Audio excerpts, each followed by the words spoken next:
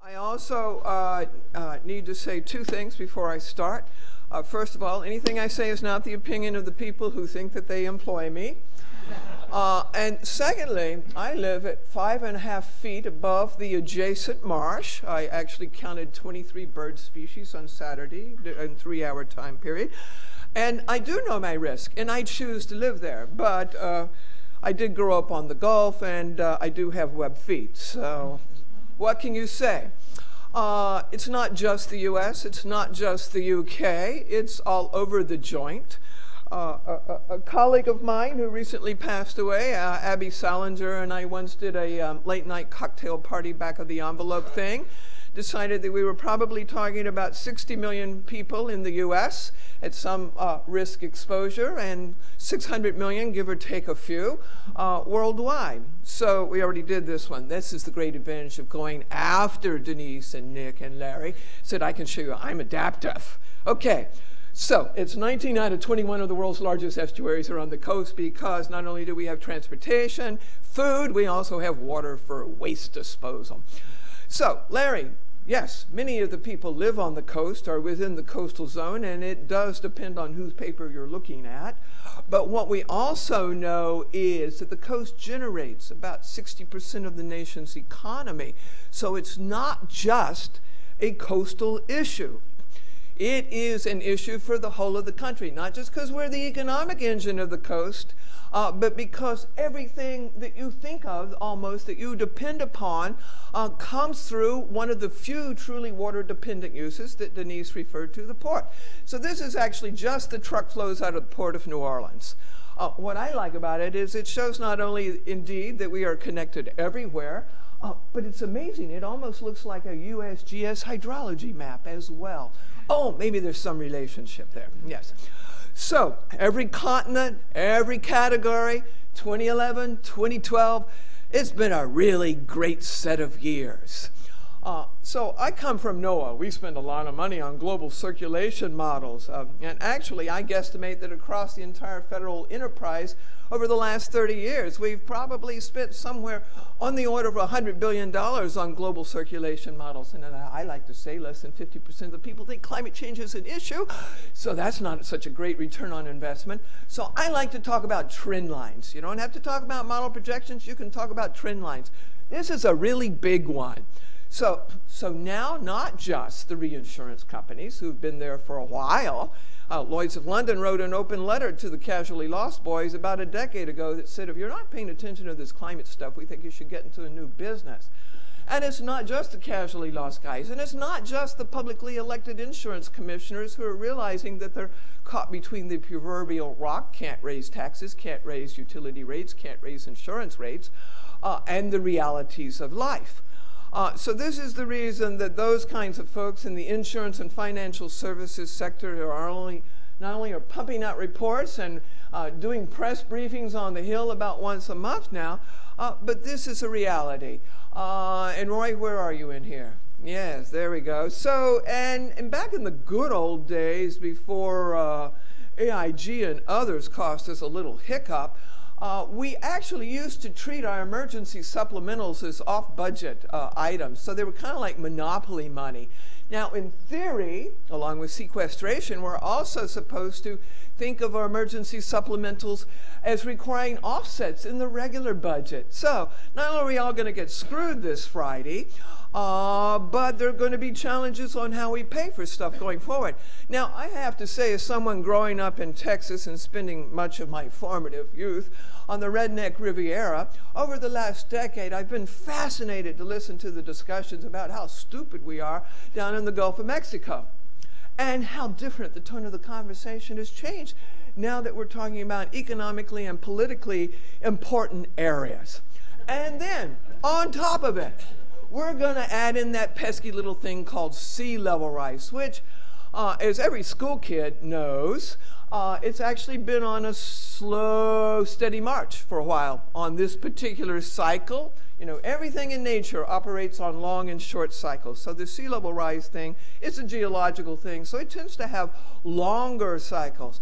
Unfortunately, we're now seeing some short-term cycles that are inconsistent with those long-term cycles.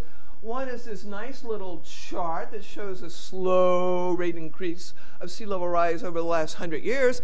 Although, before Abby died, he actually published a paper just this past fall that showed very clearly that in the mid-Atlantic, the rate of sea level rise kind of is beginning to look like that hockey stick thing. So it's taken a sharp curve up, which I have to mention is entirely consistent with the catastrophic model projections for what would happen for an accelerated greenwater meltwater collapse. Oh, well, yes, it's changing the Gulf Stream, that's changing storm patterns, it's changing erosion patterns, and then we had Sandy. So what is risk? Risk is a function of geomorphology. That's what I've learned from USGS and Denise Reed over the last 30 years. It depends on how that sediment is moving. It's a function of geography. I live in Charleston. We call it the Low Country for a reason. And it's also a function of how you yourself process risk. I live in 5.5 feet. I know what my risk is. I intend to liquidate all low-lying real estate before I succeed in my life mission. And I thank every one of you for subsidizing my ability to live next to the marsh, because my property was grandfathered in. Thank you. And I can actually pass on the policy once. But after the Reform Act this past summer, believe me, I'm getting out sooner than even I had thought I'd have to get out. So as I alluded, Sandy is a turning point. Not just because Bloomberg shows us that the most effective form of government is that led by a benevolent dictator, but because there are other important issues. It's the whole panoply of issues, and these people actually have educations, unlike us down in the Gulf.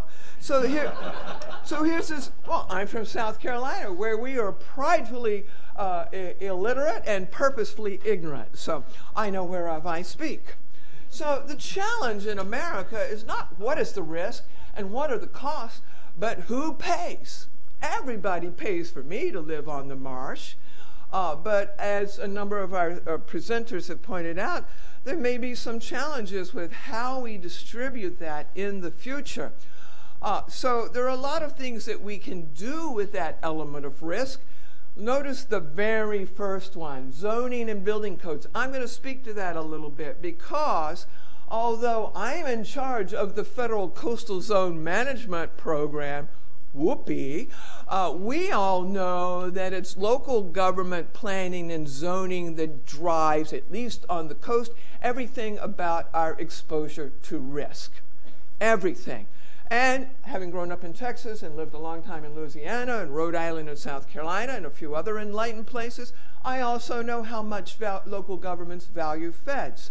So we want to talk about the importance of zoning and building codes because that's one of the things that we're going to make some progress on, I hope, in the future. And I'll get back to that one in a minute. So let me talk about the gray-green thing. The gray, of course, is the people who pour concrete. We've kind of already seen some lovely pictures about concrete. I want to talk about green infrastructure. That is what us wonk types call, let's see, what did you call it? Reefs to rocks, I don't even know what cobbles are, marshes to mangroves. It is the wave and flood attenuation, water filtration, food provisioning thing that Mother Nature does for us better than we do for ourselves. And us wonky types, we call that green infrastructure. However, a recent series of focus groups run by the Nature Conservancy says, no, not green infrastructure, no, not ecosystem services. Those are really wonky terms. Call it nature's defense.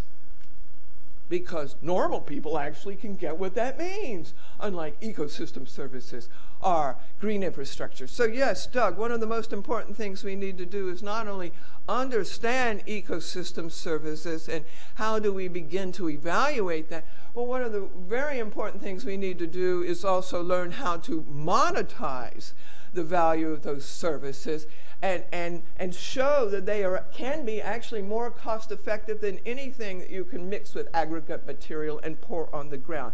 Because whenever Mother Nature wants that parking lot to be a wetland, it will be a wetland. So this is the commercial. I have to do the commercial. But let me say that beginning about a little more than a decade ago, my former organization, the Coastal Services Center, started working with the Nature Conservancy on Long Island to develop the inundation and sea level rise viewer that Maria Honeycutt will be showing you today. And that went so well for us that we formed this thing called the Digital Coast Partnership, of which ASFPM, TNC, and the Coastal States Organization, the American Planning Association, and a growing cast of influential and trusted information sources are our keystone partners. So we also have to remember, even as we're getting all smart, about the most vulnerable among us. And that's not just in the Ninth Ward or on Rockaway Beach, but we have to admit that HUD has done a really great job of putting the people with the least defenses in the least defensible places. So that's one of the things that we really have to think about. We have a very high percentage of elderly, poor, sick, retirees, and a few other things on the coast. So I'm not going to show you this. I'm going to talk about that. So lesson number 1, ecology teaches us that systems that turn over regularly are not only more productive, they are more resilient. Ecology also teaches us that systems that fail to turn over regularly fail. That's an important point about adaptation. You either adapt or you don't. It's pretty straightforward. So going forward with this conversation that I've heard in DC since Sandy, which is unlike any that I've heard in at least the last decade, and actually gives me a little hope, I think there are a number of things we can do. First of all, Senator Kerry, before he left to go be some Secretary of State, introduced a bill called the STRONG Act. They got the acronym, work backwards, strengthening our resilience on the ground. There's also the Tsunami Warning and Education Act. I know you guys haven't thought about tsunamis very much, but you know it is related to floods, coastal flooding. So that's up. So is the Coastal Barriers Resources Act, and perennially the Coastal Zone Management Act. So there are a couple of things I'd like to see.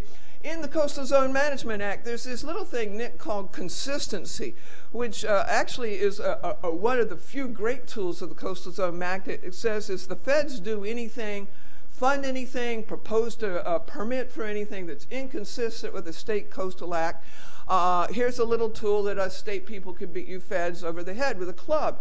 Now, it's mainly been used by states like Florida and California to beat the head of the oil and gas industry, unlike my colleagues in Louisiana who wholly embrace them. But I think there's another use that we could have for consistency going forward. This is my particular fantasy, that everything that feds permit or finance or underwrite the financing of public infrastructure or private infrastructure that is insured by feds. So any federally financed or funded infrastructure in the coastal zone has to be hazard and climate resilient. This is what I'm going to try to push in WRDA. This is what I'm going to, because that's up for reauthorization. We all know even if the rest of the stuff doesn't happen, WRDA will happen. So let's figure out how we make WRDA a bill that we'd actually want to happen. Let's figure out how we put the same language in the Farm Bill.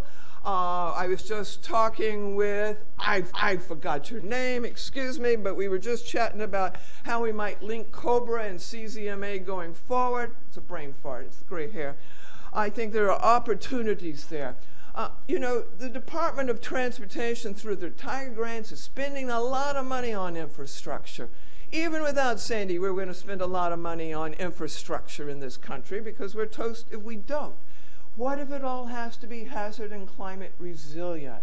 Wow, what a fantasy. We could significantly alter the future footprint on the landscape by shaping where we place and how we design infrastructure. We know how to make it resilient. We know how to elevate it. We know how to harden it. We just now need to put it in the right place. Critical infrastructure, water-dependent uses, of which only ports are truly water-dependent, have to be on the coast. But the rest of that stuff, We could move it slightly inland, like in Mobile a few years ago after we showed them some flooding stuff, and they decided that the prime development site for the new steel mill wouldn't be inside the 10-year floodplain. The Chamber of Commerce decided to offer a site that was inside the 100-year floodplain. What a novel thing. In Mobile, Alabama. Go figure. If they can do it, surely the enlightened East Coast can do it. So, a couple of other things. We need an intervention strategy. When my state coastal managers go to a pre-permit hearing with a developer, the person sitting across the table has probably already bought the land, gotten the financing, spent $250,000 on the architects and the engineers, another $250,000 on the lawyers. Thank you. And all we are literally doing in that pre-permit hearing is literally and metaphorically dinking at the edges. We're trying to have a marginal effect on the project, and as a result, we are marginalized. So we need a local intervention strategy. Have you ever noticed that the same people who sit on planning and zoning commissions sit on chamber committees, and they often sit on the boards of local land trusts or the Nature Conservancy or the Trust for Public Land? We need to intervene at the local level to shape how the people who are shaping our future, not the elected officials, the people who put them up to run and give them the money to run, we need to shape how they think about the preferred sites. We need to alter where we are siting our stuff, because all the small communities in America that we have relocated have been relatively small. West Valley, New York, the upper Red River, the northern Red River, because there is one down in Texas too, Greensburg, Kansas, these have all been small places. And this is what I know. We may spend a lot of money to protect New York City, or DC, or New York, Baltimore and DC now, but we're sure not going to spend that kind of money to protect Charleston. So we need to begin thinking about just the kinds of things that my colleagues on that little bitty island have done. So we need an intervention strategy at the local level. And finally, I want to throw out one more kind of radical thought. So I've been testing this out over the last few weeks. So many of us, how many of us own property? Or maybe how many of us don't own property? Who in this room doesn't own property? Okay, well then you might not be aware that you can actually amortize or depreciate the building that you have. So that's a little trick that some of us use to help cover our costs in the short run. It's based on the fact that, in theory, most any structure has a limited design life. Depending upon what it is, the Army Corps wants to use a 30 to 40-year design life, even though many of its structures are 100 years old. But anyway, we do this. But in this country, we do not amortize or depreciate the underlying real estate because the presumption has always been that it would always be there. Generally accepted accounting principles. It's not even a federal regulation. It's a professional guidance code. Imagine that. Maybe we've been talking to the wrong people. Maybe we need to be talking with the guys with the pointy heads and the pointy pencils to reshape how we think about accounting principles. Because I can tell you, at least in my neck of the woods, where we redeveloped barrier islands even without publicly funded infrastructure, Defusky Island off of Hilton Head, it has its own private ferry service and its own private helicopter landing pad. Who needs the feds?